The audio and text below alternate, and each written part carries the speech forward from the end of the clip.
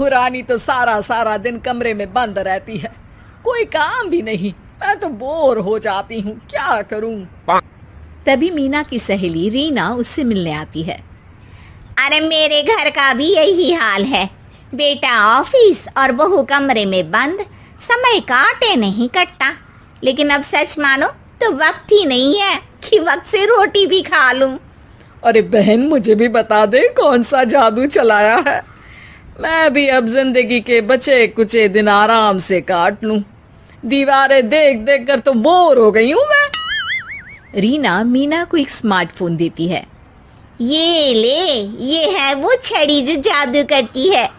इसमें मैंने तेरा फेसबुक अकाउंट भी बनाया है, एंजल प्रिया के नाम से। बस अब यहाँ दोस्त बना और सबसे बातें कर। सास को पहले तो उतना समझ नहीं आता है, लेकिन धीरे धीरे वो उसकी आदत डाल लेती है। माँ जी जल्दी से खाना खा लीजिए, मुझे थोड़ा काम है। अरे तू जा, मैं खा लूंगी, अभी वक्त नहीं है। और सासू माँ मोबाइल में मुंह गड़ाए जवाब दे देती है। बहू समझ ही नहीं पाती और वहां से कमरे में चली जाती है। अचानक सास को किसी प्यारी पिंकी की फ्रेंड रिक्वेस्ट आती है। अरे वाह, ये तो कोई प्यारी सी लड़की लगती है, बात करती हूँ। सास फ्रेंड रिक्वेस्ट अपनाकर बात करने लगती है। अब क्या था, सास सारा दिन उस सहेली से बात करती, अपनी कहती, उसकी सुनती।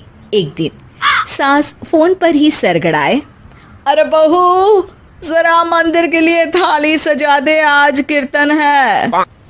बहू फोन पर किसी को मैसेज टाइप करते कहती है, माँ जी क्या है, अब मुझे क्या पता कि आपको कौन कौन से भगवान की पूजा करनी होती है। तभी सास के पास कोई मैसेज आता है। अच्छा अच्छा ठीक है, रहने दे, मैं ही कर लूंगी। अब मैंने मना थोड़ी ना किया है, कर देती हूँ मैं।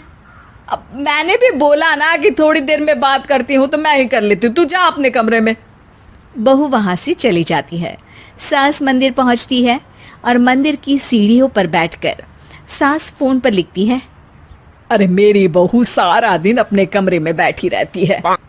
वहां से रिप्लाई आता है, मैं आपकी बहू को तो जानती नहीं हूँ, लेकिन हाँ एक बात है, हो सकता है आपने उसे ताने दिए होंगे या फिर उसका दिल दुखाया होगा। ऐसा करने पर बहुओं का मन ससुराल से हट जाता है। याद रखिए, बहू और बेटी में फर्क होता है। सास घर जाती है और बहू से बड़े ही प्यार से बात करती है, उसके लिए खाना बनाती है, उसे गिफ्ट में साड़ी भी देती है। जिसके बाद अगले दिन, माँ जी चलिए, आज मैं भी आपके साथ मंदिर चलती हूँ, आते वक्त भोले भैया के गोलगप्पे खाकर आएंगे। अरे हाँ बहू, ये तो अच्छा है, चलो। सास मन में सोचती है कि उसकी फेक बुक वाली दोस्त कितनी अच्छी है। उसके समझाने से उसे उसकी बहू वापस मिल गई।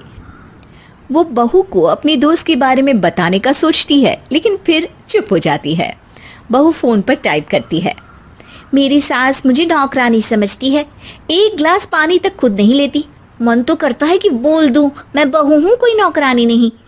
वहां से रिप्लाई आता है, देखो तुम्हारी सास को तो मैं भी नहीं जानती, लेकिन वो बुजुर्ग होंगी, पूरा जीवन उन्होंने घर गृहस्थी चूल्हा चौका में निकाल दिया। और फिर तुम ये भी मत भूलो कि जिस पति पर तुमको इतना गर्व है, उसे भी शिक्षा उन्होंने ही दी है। तो जिसने तुम्हें इतना दिया, क्या तुम उनकी थोड़ी सी सेवा नहीं कर सकती?